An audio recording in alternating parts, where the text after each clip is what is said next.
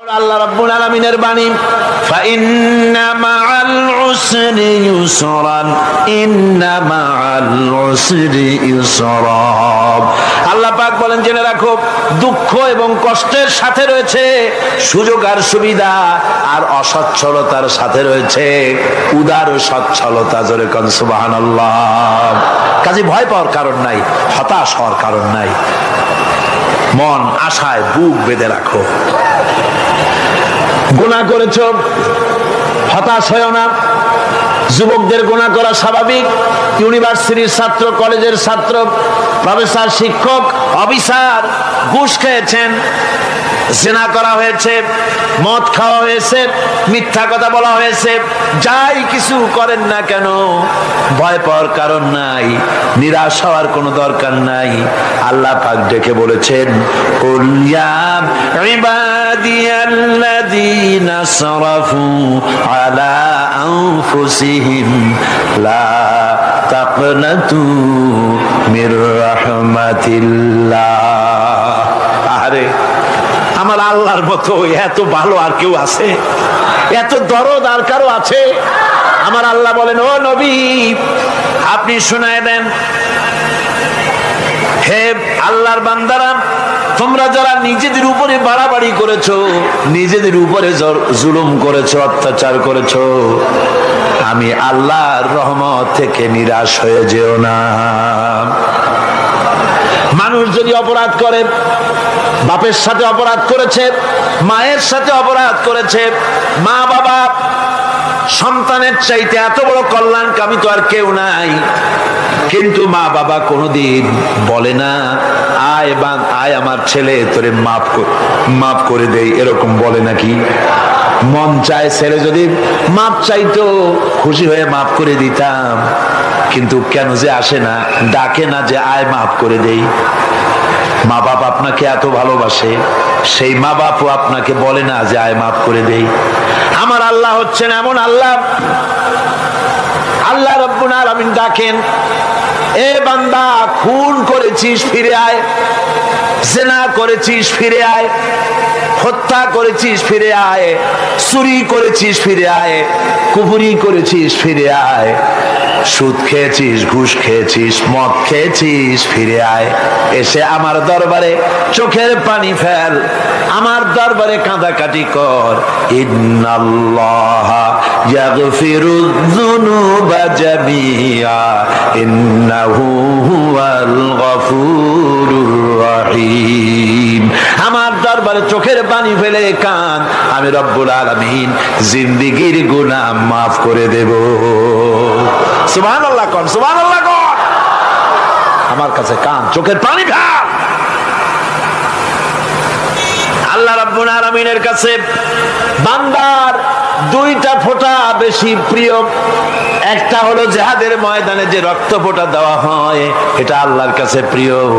আর আল্লাহর ভয়তে গুনার জন্য লজ্জা করে, অনুশোচনা করে বান্দা যখন চোখের পানি ছেড়ে দেয়, আল্লাহর কাছে এটা অত্যন্ত প্রিয়।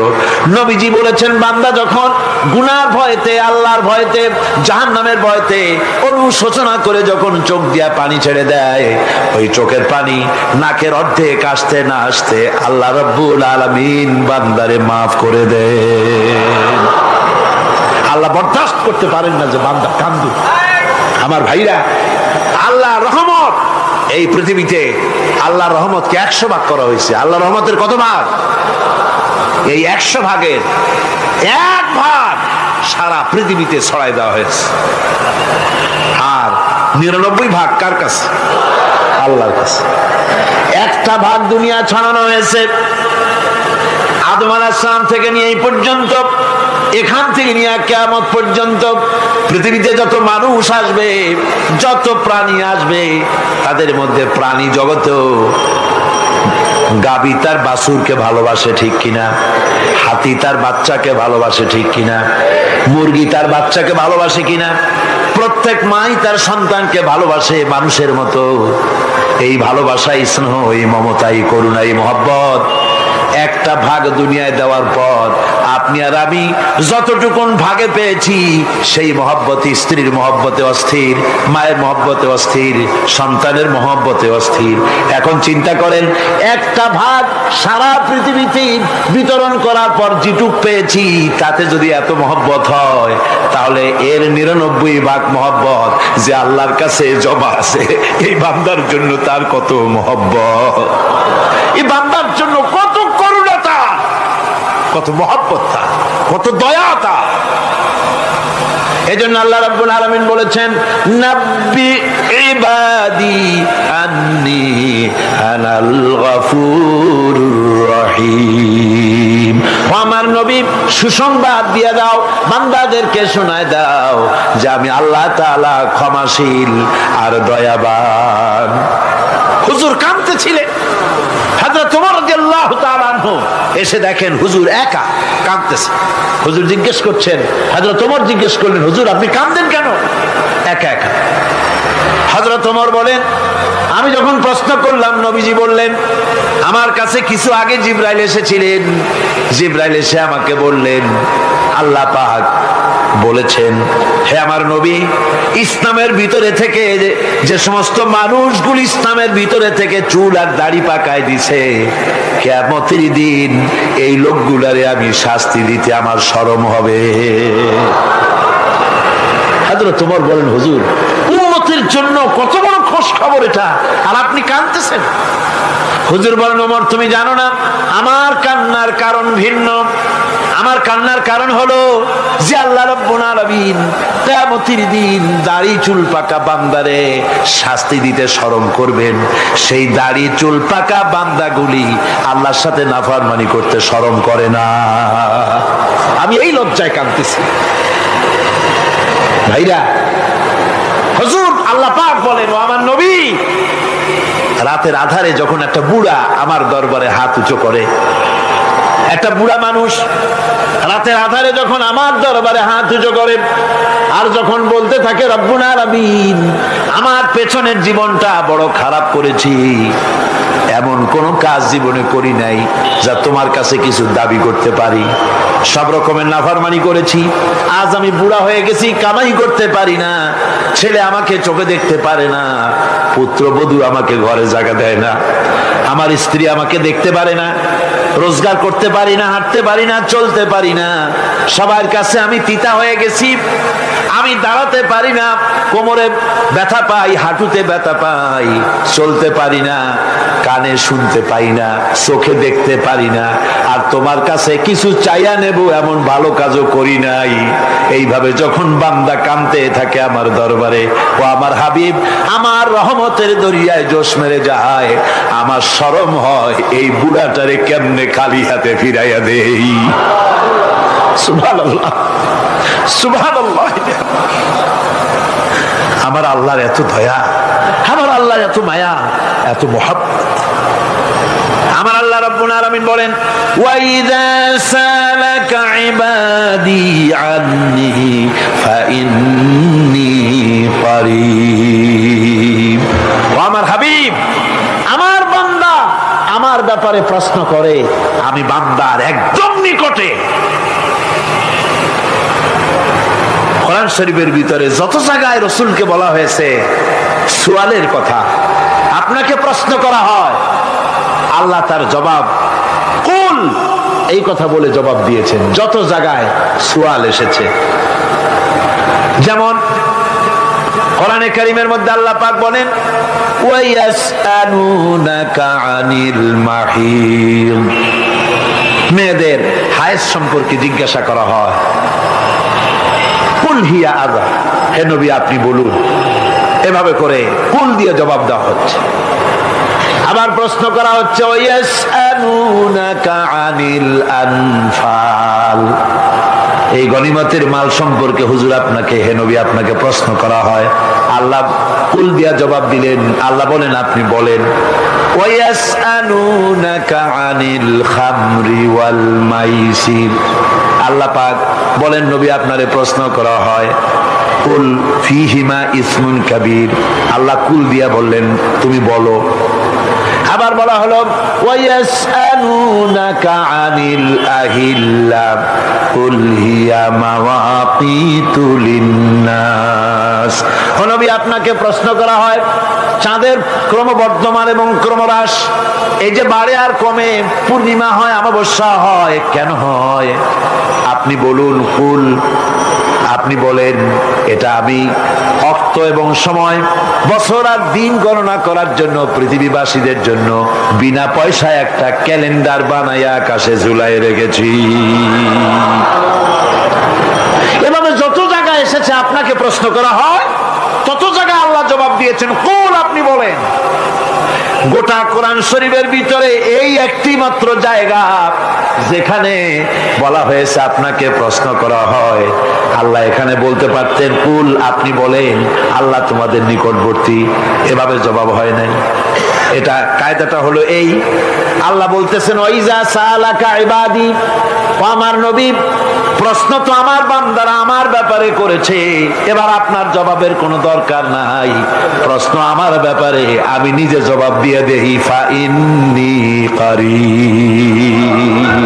ও বান্দা, আমার ব্যাপারে প্রশ্ন করেছিস, জবাব আমি দেই, আমি তোর সবচাইতে বেশি নিকটে। সুবহানাল্লাহ, কত নিকটে? وَنَحْنُ أَقْرَبُ إِلَيْهِ مِنْ حَبْلِ الْوَرِيدِ। তোর যে রগ, এই শাহরগের চাইতেও আমি তোর বেশি কাছে। সুবহানাল্লাহ। আমারে ডাক, আমারে ডাক, কলিজা দিয়ে ডাক, অন্তর দিয়ে ডাক। মনের থেকে মানুষ যদি ডাকে, মুখের ডাক আর মনের ডাক এক জিনিস নয়। दिल से जुबात निकलती है, असर रखती है, पर नहीं मगर ताकते परवाज रखती है। दिल থেকে যে কথা বেরোয় তা প্রভাব বিস্তার করে, ডানা নাই কিন্তু ওড়ার ক্ষমতা রাখে। মনের কথাই ভিন্ন। মন থেকে, দিল থেকে, কলিজা থেকে, অন্তরের গভীর কন্দর থেকে মুহাব্বতের সাথে কেউ যদি একবার বলে আল্লাহ, বলেন আল্লাহ, আল্লাহ, আল্লাহ। আল্লাহ রাব্বুল আলামিন বলেন, অন্তরের অন্তঃস্থল থেকে একটি বার যদি বান্দা বলেন আল্লাহ, আল্লাহ বলেন 70 বার সাড়া দিয়া জিজ্ঞেস করি, বান্দা কি চাও, আমি তোমার কাছে আছি। সুবহানাল্লাহ, আমি তোর একদম কাছে, কি চাস বল, বল আমার কাছে। এমন দয়াবান, এমন মেহেরবান, এমন আল্লাহ আমাদের। সে আল্লাহ রাব্বুল আলামিন, তিনি বলছেন وقال ربكم ادعوني استجب لكم। তোমাদের রব বলেছেন আমারে ডাকো, আমি আল্লাহ ডাকের সাড়া দিয়া দেব। সুবহানাল্লাহ। কারে ডাকতে হবে? কারে ডাকতে হবে? এই বিশাল জনসমুদ্র একযোগে চিল্লা এখন কারে ডাকতে হবে? কোন পীর সাহেবকে নয়, আল্লাহর কসম কোন খাজা বাবাকে নয়, ডাকতে হবে কারে? চিল্লা এখন কারে? ওয়াকালা রাব্বুকুম উদউনি, তোমার রব তোমাকে বলতেছে আমারে ডাকো, আস্তাজিব লাকুম, আমারে ডাকবে আমি সাড়া দিয়ে দেব। সুবহানাল্লাহ। আল্লাহকে ডাকেন, কি চাই আপনার বলেন, কি চাই? আল্লাহর কাছে চান, আল্লাহ দিয়ে দিবে। দেওয়ার জায়গা আল্লাহর কাছে চাইবেন, আল্লাহ দিবেন। দেওয়ার জায়গা, চাওয়ার জায়গা হলো সেজদায় পড়ে যাবেন। আমার ভাইয়েরা, জায়গাটা চিনায় দিলাম। মাজারে যাওয়া লাগবে না, কবরে যাওয়া লাগবে না। 2 রাকাত নামাজ পড়ে সেজদায় পড়ে গিয়া যত বিপদ আছে, মুসিবত আছে, সেজদার মধ্যে চোখের পানি ছেড়ে দেন আর কেন্দে কেন্দে জীবনের কথা বলেন। আল্লাহ রাব্বুল আলামিন আপনার আওয়াজ শুনবেন আর দোয়া কবুল করে নিবেন। কাঁদতে হবে আল্লাহর কাছে। কার কাছে? আল্লাহর কাছে। সুম্মা ইস্তাগফিরুল্লাহ, আর এরপরে সে যদি আমি আল্লাহর কাছে ক্ষমা চাই, ইয়াজিদিল্লাহ গফুরার রহিমা, সে আমি আল্লাহকে গফুর এবং রহিম হিসাবে পাবে। সুবহানাল্লাহ। আল্লাহকে গফুর এবং রহিম হিসাবে পাওয়া যাবে। সব আল্লাহকে বলতে হবে, গুনাহ মাফ চাইতে হবে। এই জন্য হুজুর সাল্লাল্লাহু আলাইহি ওয়াসাল্লাম দৈনিক 100 বার তওবা পড়তেন। কোন হাদিসে আছে 70 বার, কোন হাদিসে আছে 100 বার তওবা পড়তেন। নামাজের পরে তো প্রত্যেক নামাজেই পড়তেন হুজুর, সালাম ফিরাতেন আর সাথে সাথে বলতেন আল্লাহু আকবার, আস্তাগফিরুল্লাহ, আস্তাগফিরুল্লাহ, আস্তাগফিরুল্লাহ। মনে থাকবে আপনাদের? মনে থাকবে? সালাম ফিরাইয়া কি বলবেন?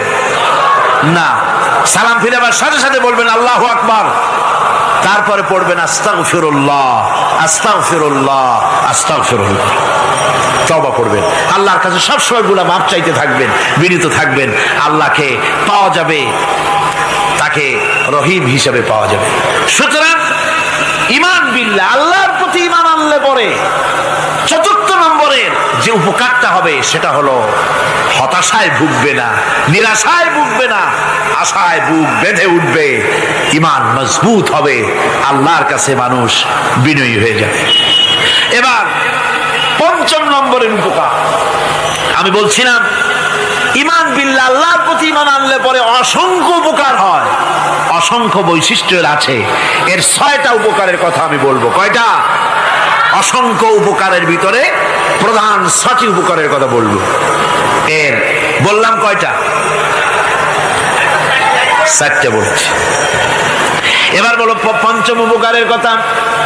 আল্লাহর প্রতি আপনি পূর্ব পশ্চিমে কতবার মুখ ঘোরালেন, এটাই কিন্তু আপনার আসল সৎ কাজ নয়। আসল সৎ কাজ হলো আল্লাহর প্রতি ঈমান আনা। এই ঈমানের ব্যাপারে 3টা দিন আমরা পার করে দিলাম, এখনো কথা শেষ হয় নাই। আল্লাহর প্রতি ঈমান আনলে পরে যে উপকারটা হবে পঞ্চম নম্বরে, সেটা হলো কঠোর এবং কঠিন বিপদের ভিতরে বান্দার ভিতরে অবিচলতা এবং ধৈর্যের সৃষ্টি হয়ে যাবে। আলহামদুলিল্লাহ। কঠিন বিপদ মুসিবত আসলে পরে সে অবিচল থাকবে। সারা দুনিয়ার বিপদ আপদ, শত্রুতা, দুঃখ, কষ্ট, মুসিবত, জুলুম, নির্যাতন সবকিছু পাহাড়ের মতো উঁচু হয়ে তাকে ঘিরে ফেলবে, কিন্তু তাকে এক চুলও নাড়াতে পারবে না। আলহামদুলিল্লাহ। সারা পৃথিবী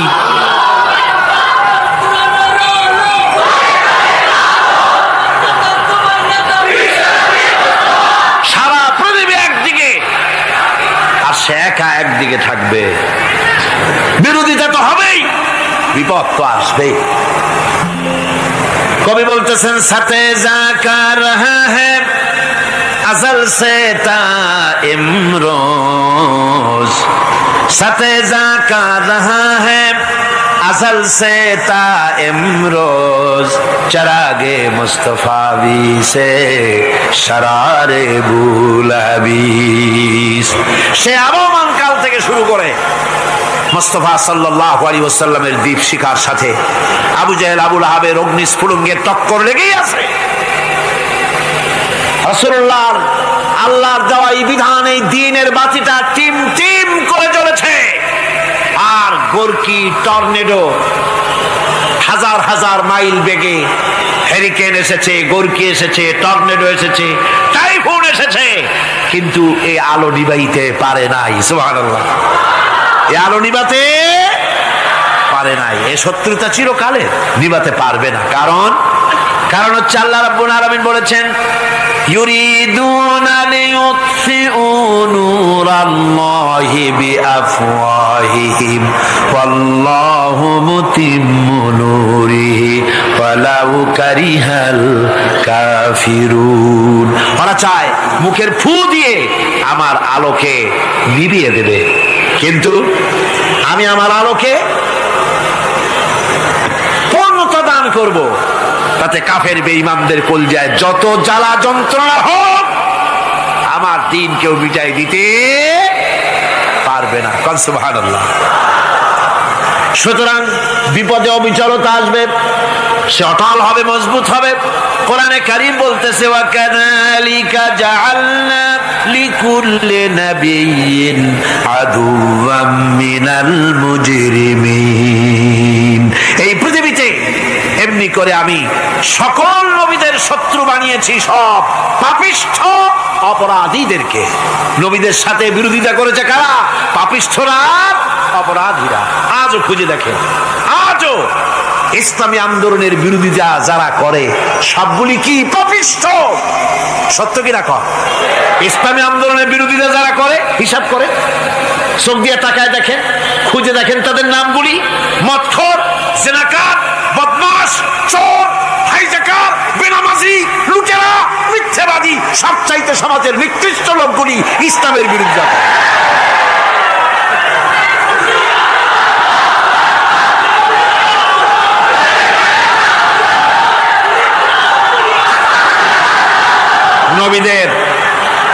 নবীদের শত্রু আল্লাহ বলেন সব যুগে নবীদের সাথে শত্রুতা করেছে পাপিষ্ঠরা।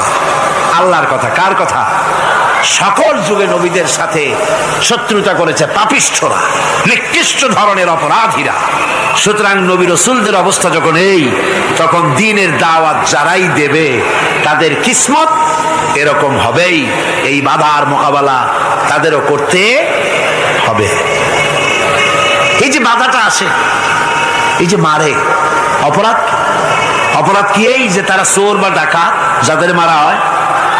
আল্লাহ রাব্বুল আলামিন বলেন অপরাধ হলো ওয়ামা নাকামু মিনহুম ইল্লা আইয়ুমিনু বিল্লাহিল আজিজিল হামিদ। অপরাধ হচ্ছে ঈমানদার লোকদের উপরে নির্যাতন চালিয়েছে, অন্য কোনো কারণে নয়। কারণ একটাই, তারা আল্লাহর জমিনে আল্লাহর দ্বীন প্রতিষ্ঠা করতে চেয়েছে, আর কোনো অপরাধ না। জমিন আল্লাহর, জমিন কার? এই বিশাল জনসমুদ্র গর্জে উঠুন একযোগে, বলুন জমিন কার? আইন চলবে কার? এখানেই সংঘর্ষ বেঁধেছে আবহমান কাল ধরে। মানুষ অত্যাচারিত হয়েছে, সাহাবায়ে কেরাম অত্যাচারিত হয়েছেন। বুখারী শরীফের হাদিসে এসেছে রাসূল করিম সাল্লাল্লাহু আলাইহি ওয়াসাল্লামের কাছে হযরতে খাব্বাব গিয়ে উপস্থিত হয়েছিলেন। হযরতে খাব্বাব বলেন, হাদিসটা এভাবে লেখা হয়েছে বুখারীতে, ওয়ান খাব্বাব বিন আল-আরিদ রাদিয়াল্লাহু তাআলা আনহু قال شكونا إلى رسول الله صلى الله عليه وسلم وهو متوسد بردة له في ظل الكعبة। রাসূলুল্লাহর কাছে গেলাম, কাবা শরীফের কাছে গিয়া দেখি নবীজি একটা চাদর গায়ে দিয়ে তিনি আরাম ফরমাচ্ছিলেন কাবা শরীফের ছায়ায়। সেখানে গিয়ে বললাম, আলা তাস্তানসিরু লানা আলা তাদউ লানা ইয়া রাসূলুল্লাহ, হে আল্লাহর রাসূল, আপনি কি আমাদের জন্য আল্লাহর কাছে দোয়া চাইবেন না? আপনি কি আল্লাহর কাছে আমাদের জন্য সাহায্য চাইবেন না? আমাদের লোকগুলিকে, মুসলমানগুলিকে মারতে মারতে তো শেষ করে ফেলে দিল। তারা আমাদের সুমাইয়াকে মারলো, আমাদের খাব্বাবকে উটের সাথে পায়ের দড়ি লাগায় টানলো, আমাদের খোবায়েবকে তারা আগুনের উপরে চিৎ করে শোয়ায় রাখলো, না খায় রাখতেছে, মারতেছে। কষ্টে তো শেষ হয়ে গেলাম, হুজুর আপনি কি আমাদের জন্য দোয়া করবেন না? হাদিস শরীফে এসেছে নবীজি উঠে বসলেন সোজা হয়ে।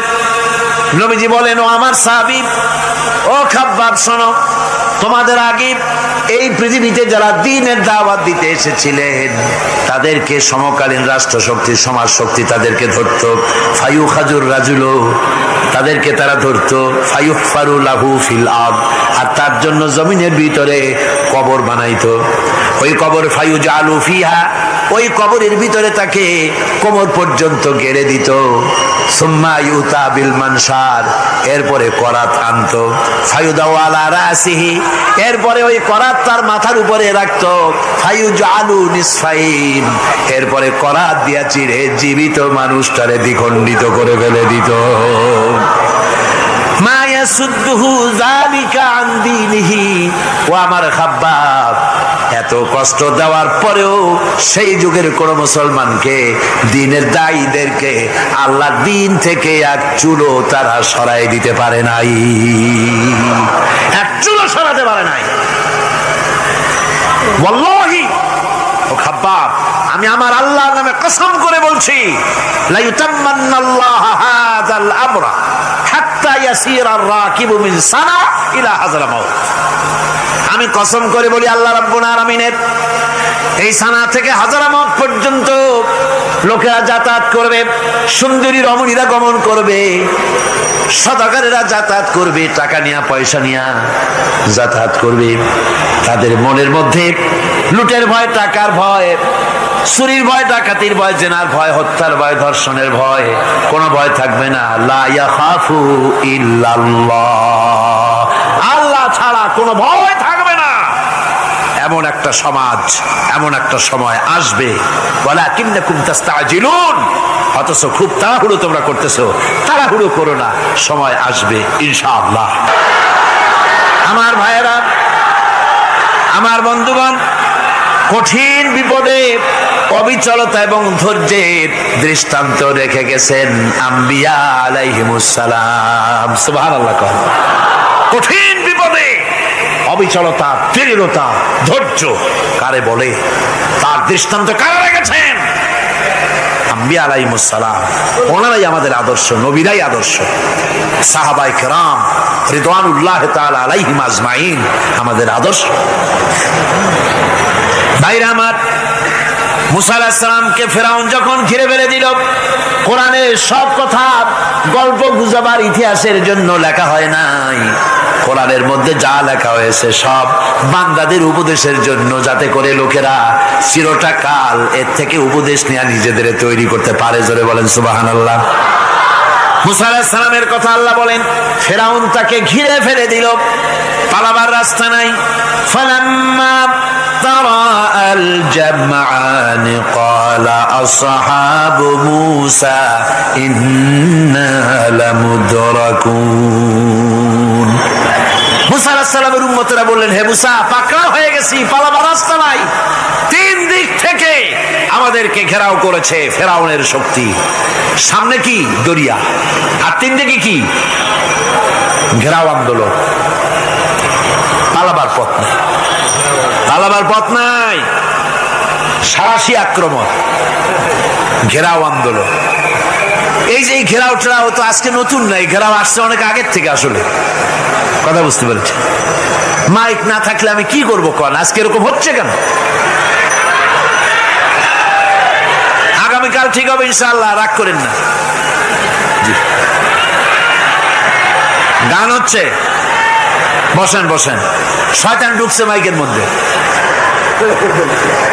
অনেক সময় হয় কি, মাইকের হাই পাওয়ারের যে মেশিন আছে, এর ভিতরে ইথার থেকে রেডিওর ওই গানগুলি ওর মধ্যে ঢুকে পড়ে। কথা বুঝতে পেরেছেন? এই জন্য শয়তান তো আর বসে থাকে না, ওরও তো কিছু করার আছে। ধৈর্য ধরেন, ধৈর্য ধরেন। কালকে অপারেটরদেরকে মাওলানা শামসুদ্দিন সাহেবের কাছে অনুরোধ করব, অপারেটর একটু ভালো করে হেদায়েত করে দেবেন মাইকে। আজকে আমার নিজেরও কষ্ট হচ্ছে, আমিও বুঝতে পারছি না যে আমার কথাগুলি কি আওয়াজে বেরোচ্ছে, যার জন্য আমাকে বেশি চিল্লাইতে হচ্ছে। বক্তাকে কি লাউডে তার কথা বেরোচ্ছে তা তার কানে আসতে হয়, তাহলে বোঝা যায় যে আমার কথাগুলি কিভাবে বেরোচ্ছে। এটা এই অবস্থায় সিচুয়েশন আজকে নাই, এবং লোকেরাও মাইকের ব্যাপারে আজকে অভিযোগ করেছে, যা বিগত 16 বছরে করে নাই। সেটের ব্যাপারে কোথাও কোনো অসুবিধা হয়েছে? মাইকটা ভালো, এবং মাইক যারা দেন প্রতি বছর খেদমত করে, আল্লাহ তাদের প্রতি রহম করুন। সবাই বলেন আমিন। এদেরকে রাগ করে পথে পাই আবার মারধর করেন না। সিলেটের যে তাফসির মাহফিল হয়, বিগত 19 বছর তাফসির করেছি একটানা, এবার 20 বছর পুরো হবে ইনশাআল্লাহ। সিলেটে একটানা 20 বছর তাফসির করতেছি সেখানে। তো মাইক, একটা লোক বিনা পয়সায় মাইক দেয়, মাইকের ভাড়া সে নেয় না। তাফসিরের মাহফিলের মাইকের ভাড়া নেয় না। যে বছর এরশাদ সরকার আমাকে প্লেন থেকে নামতে দিল না, আপনাদের মনে আছে? সিলেট থেকে ফিরাই দিল। এই খবরটা মাইকম্যান যখন শুনেছে যে আমাকে নামতে দেয় নাই, ফিরাই দেওয়া হয়েছে, সাথে সাথে স্ট্রোক করেছে, হার্ট ফেল করে দুনিয়া থেকে বিদায় হয়ে গিয়েছে। সিলেটে তাফসির হতে পারবে না, এই কথাটা বরদাস্ত করতে পারে না। আমি কেঁদেছি আর দোয়া করেছি, আল্লাহ, কোরআনের মহব্বতে লোকটার এই অবস্থা হলো, তোমার জান্নাত তুমি দয়া করে তাকে দান করে দিও। কাজে কোনো ব্যবসায়ী চায় না যে তার ব্যবসাটা খারাপ হোক, লোকেরা মন্দ বলুক। এ মাইকের ব্যাপারে আপনারা আজকে রাগারাগ করেন না, যা হয়েছে কালকে ভালো হবে ইনশাআল্লাহ। সবাই বলেন ইনশাআল্লাহ। এখন চলেন আমরা ফেরাউনের অবস্থা দেখি গিয়া কি করতেছে ফেরাউন। মুসা আলাইহিস সালামকে ঘেরাও করে ফেলেছে, পালাবার উপায় নাই। একদিকে দরিয়া, তিন দিকে ফেরাউনের শক্তি। এই যে ঘেরাও টেরাও, মানে নতুন তো না, ধর্মঘট নতুন না, পুরানা জিনিস। এই পৃথিবীতে সর্বপ্রথম ধর্মঘট কিসের উপরে হয়েছে জানেন? এই পৃথিবীর প্রথম ধর্মঘট হয়েছে পেঁয়াজ রসুন আর ডাইলের উপরে, মুসা আলাইহিস সালামের জামানায়। লান নাসবিরা আলা তাআমিন ওয়াহিদ, আমরা এক রকমের খাদ্য আর খাবো না, আমাদের পেঁয়াজ দেওয়া লাগবে, ডাল দেওয়া লাগবে, রসুন দেওয়া লাগবে। সর্বপ্রথম ধর্মঘট হয় মুসা আলাইহিস সালামের জামানায়, সেখান থেকে শুরু হয়েছে। কিন্তু মশাল মিছিল যে আসলো কই থেকে, এইটা আমি খুঁজে পাইনি। পরে প্রত্যেকটা জিনিসের একটু ইতিহাস আছে, আমি খুঁজতে খুঁজতে পেলাম। আমি জানি না এর ইতিহাস মূলে কোথায়, কিন্তু আমি যদ্দূর খুঁজে পাইছি সেটা হলো মশাল মিছিলের আবিষ্কার হয়েছে লঙ্কায় রাবণের সময়। হনুমানের লেজে আগুন দিয়া তারপরে লঙ্কা কাণ্ড ঘষালো, নামই আছে লঙ্কা কাণ্ড। হনুমানেরা লেজে আগুন দিয়ে রাবণ যে লঙ্কায় মশাল মিছিল করেছিল হনুমানদের দিয়া, ওই হনুমানের ওই সিস্টেমটা এখনো আমাদের দেশে চালু আছে। এইটা আসলে কোন ভদ্র লোকের এই মিছিল হওয়া উচিত না। আগুন নিয়ে কিসের মিছিল? আগুন হলো জাহান্নামের প্রতীক। আগুন কিসের প্রতীক? জাহান্নামের প্রতীক। যদিও আমাদের উপকারে লাগে, কাজে লাগে। সুতরাং আমরা যা করব প্রত্যেকটা জিনিসের পেছনে সুন্নতে নববীর কোনো না কিছু থাকতে হবে। কথা বুঝতে পেরেছেন? তিন দিক থেকে ঘেরাও হয়ে গেছে, পালাবার কোনো রাস্তা। হযরতে মুসা আলাইহিস সালামের কাছে উম্মতরা বললেন, পালাবার তো কোনো পথ নাই, এখন উপায়টা কি? আমাদের তো আর উপায় নাই। মুসা আলাইহিস সালাম দেখেন বিপদে পড়ে গেছেন, কিন্তু ধৈর্য হারান নাই, ভয় পান নাই। ভয় পাইছিলেন? ভয় পেয়েছেন? প্রশ্নই ওঠে না। মুসা আলাইহিস সালাম আল্লাহ পাক যাদেরকে বলেছেন উলুল আযম রাসূল, যাদের বলেছেন তার মধ্যে হযরত মুসা একজন উলুল আযম পয়গম্বর। চারটিখানি কথা না, আল্লাহ কথা বলছেন তার সাথে, কালিমুল্লাহ তিনি। সুবহানাল্লাহ। মুসা আলাইহিস সালাম শোনালেন, কাল্লা ইন্না মাইয়া রাব্বি সায়াহদিন। কখনো নয়, আমার উম্মতেরা ভয় পেও না, আমার রব অবশ্যই আমাকে পথ দেখাবে। সুবহানাল্লাহ। তিন দিক থেকে শত্রু, একদিকে দরিয়া, পালাবার কোন রাস্তা নাই। সেখানে দৃঢ়তার সাথে তিনি বলছেন, অবশ্যই আমার আল্লাহ আমারে পথ দেখাবে। সুবহানাল্লাহ। নবীরা এই দৃঢ়তা দেখিয়েছেন, অবিচলতা দেখাইছেন। আল্লাহ পাক মুসা আলাইহিস সালাম যখন এই দৃঢ়তা দেখালেন, এই অবিচলতা দেখালেন, সঙ্গে সঙ্গে জিবরাইল এসে হাজির হয়ে গেলেন। আল্লাহ পাক বলেন, ফাআওহাইনা ইলা মূসা আন আদরিব বিআসাকাল বাহরা ফানফালাকা ফাকানা কুল্লু ফিরকিন কাত্তাউদিল আযীম। মুসা আলাইহিস সালামকে আমি ওহী নাযিল করলাম, তাকে বললাম হাতে যে লাঠি আছে এই লাঠি দিয়ে আঘাত করো দরিয়ার উপরে। দরিয়ার উপরে আঘাত করলেন, একটা রাস্তা হয় নাই, 12টা রাস্তা তৈরি হয়ে গেল। আর দেওয়ালগুলা পাহাড়ের মতো উঁচা হয়ে গেল। দরিয়ার ভিতরে পাহাড়ের মতো উঁচা, মজবুত 12টা রাস্তা। এবার মুসা আলাইহিস সালাম তার দলবল নিয়ে চললেন। আল্লাহ রাব্বুল আলামিন বলেন, وأنجينا موسى ومن معه أجمعين। মুসা এবং তার সাথী সঙ্গীদেরকে আমি পার করে দিলাম। মুসা আলাইহিস সালাম এবং তার সাথী সঙ্গী নিয়ে যখন দরিয়ার মাঝখানে আসছে, ফেরাউন তার দলবল নিয়ে এসে গেছে। আসে দেখে নদীর মধ্যে রাস্তা। বাবা, খুব তো কায়দা। ও মনে করছে ওর বাজানের তৈরি করা ডিস্ট্রিক্ট বোর্ডের রাস্তা।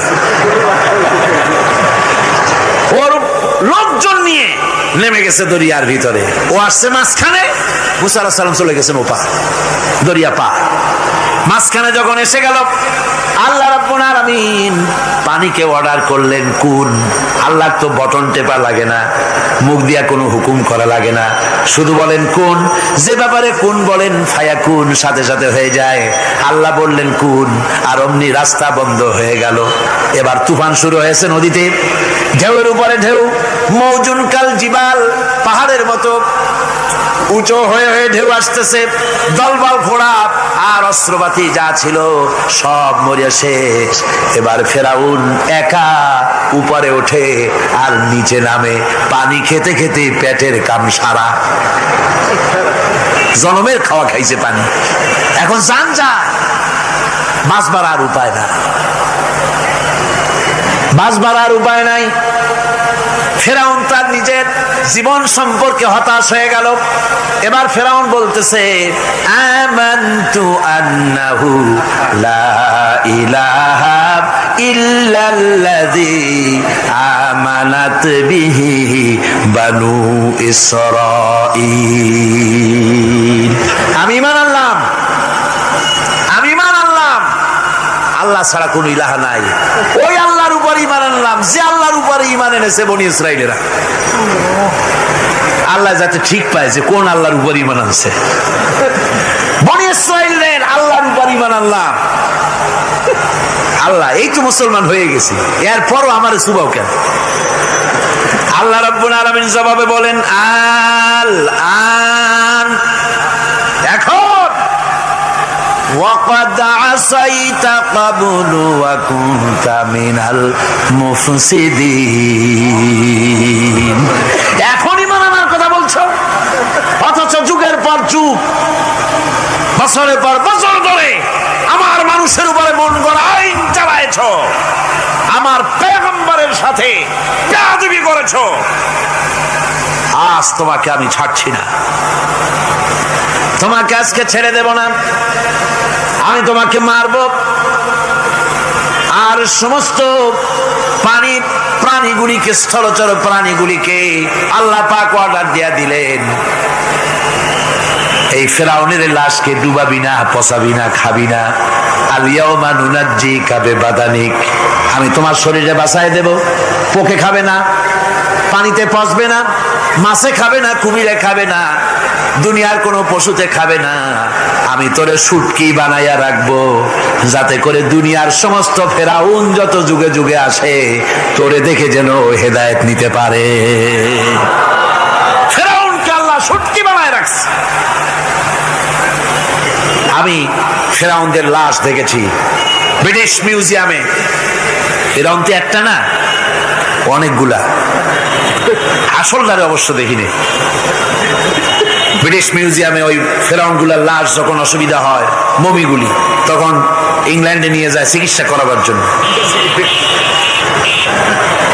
চোখ টোক আছে গর্তের ভিতরে, তারপরে চামড়া টামড়া হাড়ের সাথে মিশানো, ওইভাবে চেহারা দেখলে মনে হয় যে সত্যি ফেরাউনিগুলো। আর ব্রিটিশের কাম মিশর থেকে না আনছে এমন কোন জিনিস নাই। আমি সেখানে এক বক্তৃতায় বলছিলাম, আপনারা এদের এখন সভ্য, এদের এখন ভদ্র, এরা হলো ইন্টারন্যাশনাল চোর। ওরা সারা দুনিয়া চুরি করেছে। লন্ডনে বক্তৃতা করেছি, সারাটা দুনিয়া চুরি করছে, আমাদের দেশকে শোষণ করেছে। এই বিশাল ভূভাগকে শোষণ করে ইংল্যান্ডের দ্বীপটাকে তারা সাজাইছে। তারা ময়ূর সিংহাসনের, শাহজাহানের ময়ূর সিংহাসনের ময়ূরের বাম চোখে কোহিনূর মণি লাগাইছিলেন। শাহজাহান ময়ূরের ডান চোখে কোহিনূর মণি লাগায় নাই।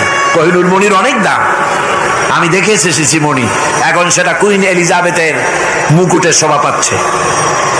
সেই মণি এমনি বলে প্রবাদে, 7 রাজার ধন এক মাণিক্য, বলেন এরকম, অনেক দাম। শাহজাহান দেখালেন, আমি মুসলমান, আমার কাছে এটার দাম নাই, এই জন্য ময়ূরের ডান চোখে লাগালাম না, বাম চোখে লাগাই দিলাম।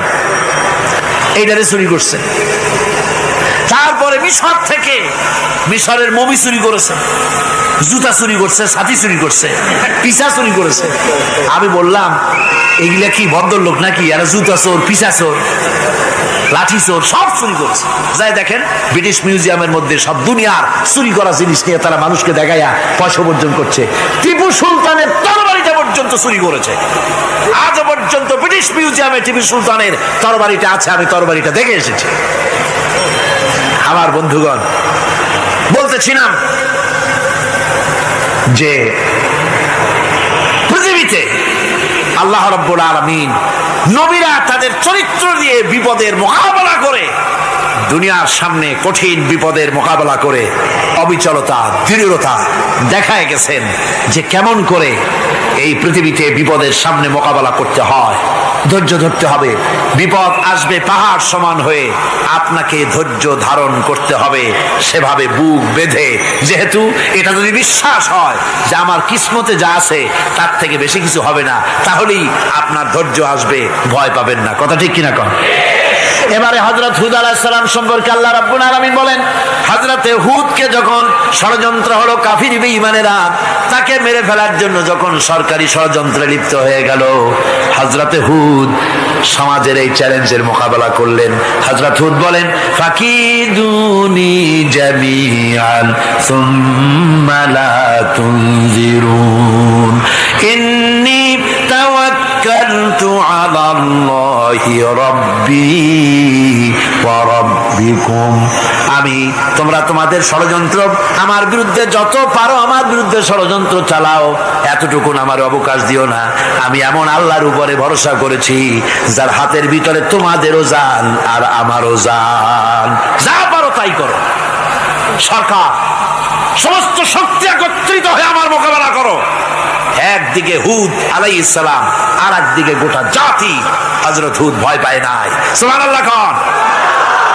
ঈমান বিল্লাহ মানুষের কলিজাকে এভাবে শক্ত করে দেয়। কোন আলহামদুলিল্লাহ। এবারে এই বিপদের, কঠিন বিপদের মোকাবেলা করে আমার রাসূল যে প্রমাণ দিয়া গেলেন, আমার রাসূল যে কঠিন বিপদের মোকাবেলা করলেন, ভাইয়ের আমার, হিজরতের রাতে সওদ পাহাড়ের ভিতরে যখন তিনি আশ্রয় নিলেন, হযরতে আবু বকর সাথে ছিলেন। হযরতে আবু বকর রাদিয়াল্লাহু তাআলা আনহু বলেন, হুজুর আপনি দাঁড়ান, এটা তো পাহাড়িয়া গুহা, গুহার ভিতরে সাপ থাকতে পারে, বিচ্ছু থাকতে পারে, আমি আগে ঢুকি, বিপদ যদি হয় আমার উপর থেকে হয়ে যাক। গুহার ভিতরে নেমে গুহা সাফ করলেন। এরপরে হুজুরকে ডাকলেন, হুজুর তাশরীফ নিলেন গুহার ভিতরে। এরপরে হুজুর বললেন, আবু বকর পাহাড়ে হেঁটে হেঁটে 2-3টা পাহাড় পাড়ি দিয়া যাওয়া লাগে সোর পাহাড়ে। মদিনার সোজা রাস্তা হুজুর ধরেন নাই, মেসফালার পথ দিয়া জাবালে কেদোয়ার উপর দিয়া 3টা পাহাড় পাড়ি দিয়া তারপরে হুজুর গেলেন সোর পাহাড়ে। গুহার ভিতরে হুজুর তাশরীফ নিলেন। বললেন, আবু বকর তুমি বসো, তোমার উরুর উপরে মাথা রেখে আমি একটু আরাম করি। হযরতে আবু বকর বসলেন, হুজুর তার উরুর উপরে মাথা রেখে ঘুমায় গেলেন। আর এরপরে কাফির বেঈমানেরা তালাশ করতে করতে কাফেররা এসে গেল পায়ের চিহ্ন দেখে দেখে গর্তের কাছে। হযরত আবু বকর ভয়তে কেঁদে ফেললেন, আহারে আর তো উপায় নাই, এবার তো ধরা পড়ে গেছি, এবার নবীজিকে মেরে ফেলে দেবে। নবীর মহব্বতে, নিজের মহব্বতে নয়, নবীর মহব্বতে কাঁদতেছিলেন। হুজুর বলেন, হুজুরের ঘুম ভেঙে গেল। বলো, আবু বকর কাঁদো কেন? ছেলের কথা, মেয়ের কথা, বিবির কথা, বাড়ির কথা মনে পড়লো নাকি? হযরত আবু বকর বলেন, ইয়া রাসূলুল্লাহ, আল্লাহর কসম করে বলি, যেদিন ঈমান এনেছি এই কলিজার ভিতরে মা বাপ, স্ত্রী, পুত্র, পরিজন, এমনকি আমার নিজের জীবনের চাইতে আপনারে বেশি ভালোবাসি। কান্দো কেন? কান্দো কেন? হযরত আবু বকর বলেন, হুজুর ধরা পড়ে গেছি, কাফেররা এসে গেছে গর্তের কাছে, তাকালি আমাদের দেখতে পাবে, আমরা তো মাইনরিটি, ওরা তো মেজরিটি, আমরা তো ধরে মারি ফেলাই দেবে, আপনাকে মেরে ফেলে দেবে, এই জন্য কাঁদি। আল্লাহ রাব্বুল আলামিন, হুজুর তখন কি দৃঢ়তা, কি অবিচলতা, কি ধৈর্যের পাহাড় সম মনোবৃত্তি তখন দেখালেন। আল্লাহ কোরআন শরীফে চিরকাল যাতে মানুষেরা হেদায়েত নিতে পারে সেজন্য হুজুরের কথা উঠায় দিলেন কোরআনে। আল্লাহ পাক বলেন, ইযহুমা ফিল গার ইয ইয়াকুলু লিসাহিবিহি লা তাহজান ইন্নাল্লাহা মা'ানা। ও বন্ধু, ভয় পেও না, আল্লাহ আমাদের সাথে আছেন। সুবহানাল্লাহ। আল্লাহ আমাদের সাথে আছেন। আমরা মাইনরিটি নই, আমরাই মেজরিটি। আল্লাহ আছে আমার সাথে, ভয় পাওয়ার কোনো কারণ নাই। সুবহানাল্লাহ। আল্লাহ আল্লাহ পাক বলেন ফাআনসালাল্লাহু সাকিনাতাহু আলাইহি ওয়া আইয়াদাহু বিজুনুদিন লাম তারাওহা। আমি এদের অন্তরের ভিতরে আমি শান্তি নাজিল করে দিলাম, প্রশান্তি দিয়া দিলাম, আর আমি সাহায্য করলাম, আর এমন সব সৈন্য পাঠায় দিলাম যে সৈন্যগুলি তোমরা দেখতে পাও নাই। সুবহানাল্লাহ ওয়া বিহামদিহি। ভাইরা আমার, রাসূল করিম সাল্লাল্লাহু আলাইহি সাল্লাম এই বিপদের মাঝে, চরম বিপদের মাঝে অবিচলতা, দৃঢ়তা, কঠিন আত্মনির্ভরতা দেখিয়েছেন। এগুলি হলো ইমানের ৫ম নম্বরের উপকারিতা। আল্লাহর প্রতি ইমান আনলে এভাবে পাহাড় সম ইমান মজবুত হয়ে যায়।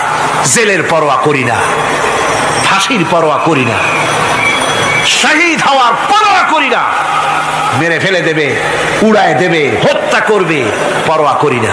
পরোয়া করি কেবলমাত্র কাকে? জোরে বলেন কারে? এইরকম মুসলমান হাজার হাজার লাখ লাখ দরকার নাই, ৩১৩ জন যথেষ্ট। কয়জন যথেষ্ট? ৩১৩ জন যথেষ্ট। বদরে যারা জান দিয়ে মাল দিয়ে দিনকে প্রতিষ্ঠিত করেছিলেন, এরকম ৩১৩ জনই যথেষ্ট ছিল।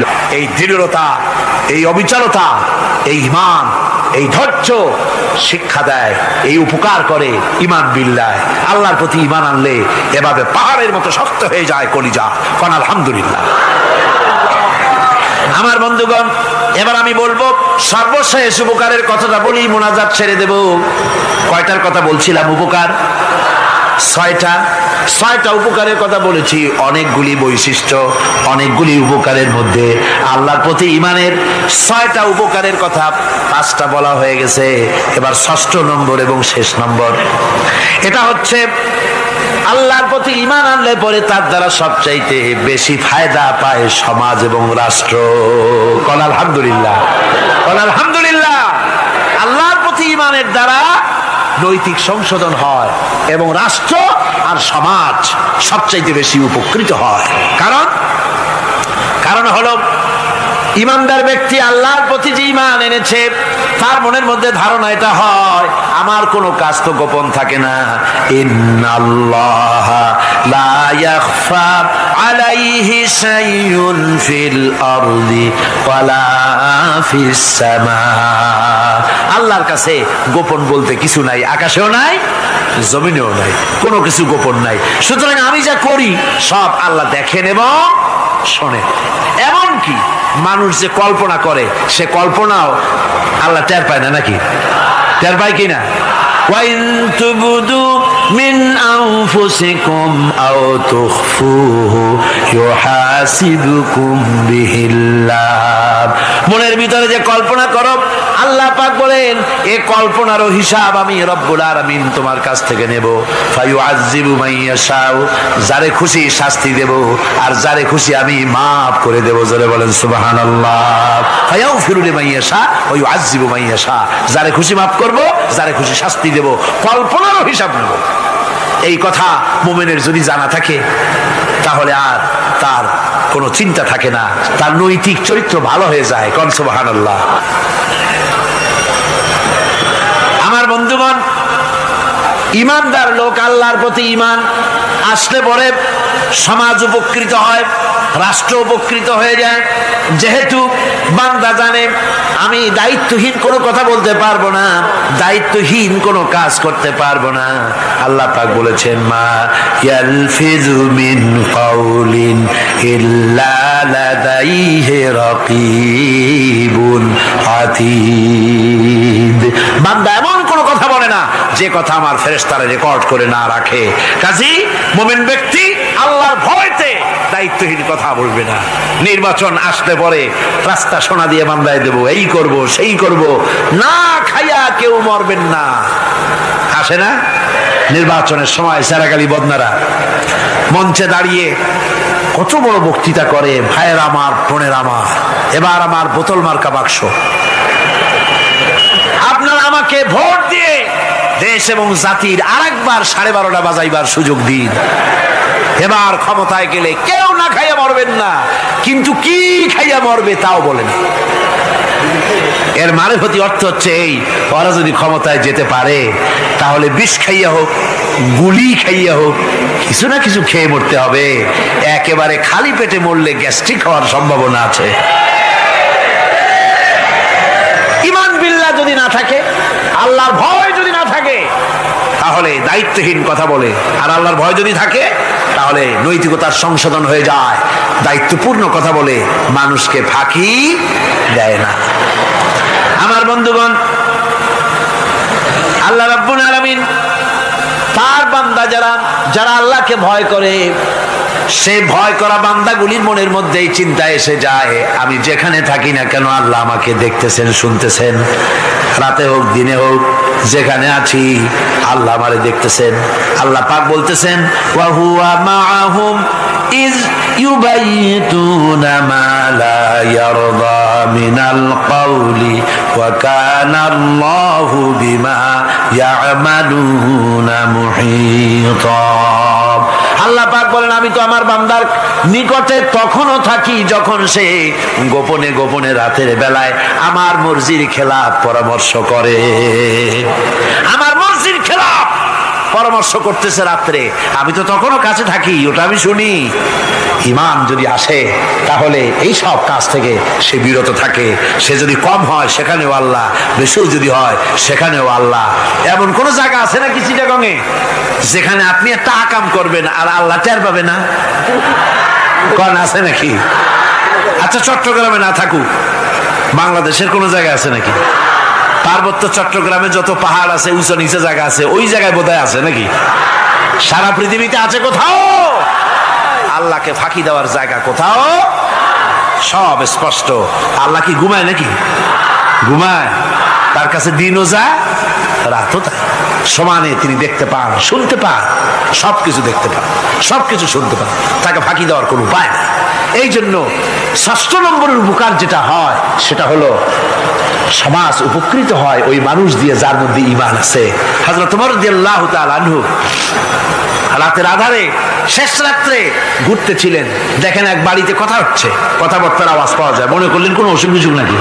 ঘরে গিয়ে কান পাচ্ছেন দেওয়ালের সাথে, শুনতে পাচ্ছেন ভিতরে বুড়ি মা তার মেয়েকে বলছে, এই মেয়ে ওঠ, উটের দুধ দোয়াই নিয়ে আসছি, এর মধ্যে পানি মিশা, তারপর সকালে বাজারে নিয়ে যা।